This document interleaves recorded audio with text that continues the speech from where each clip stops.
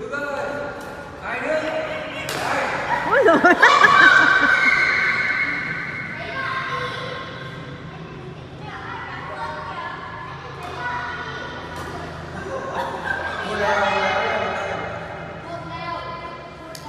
Đôi nam nữ à, đôi nam đã thắng à?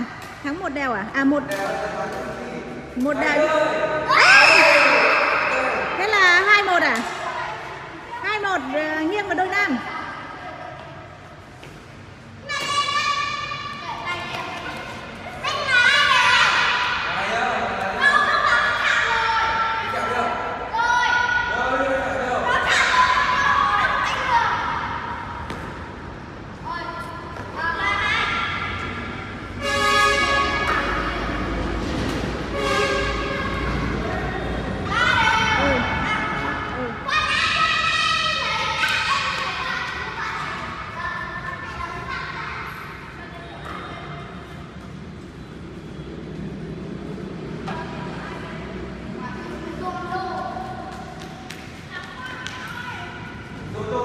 Mặc áo cọc thôi.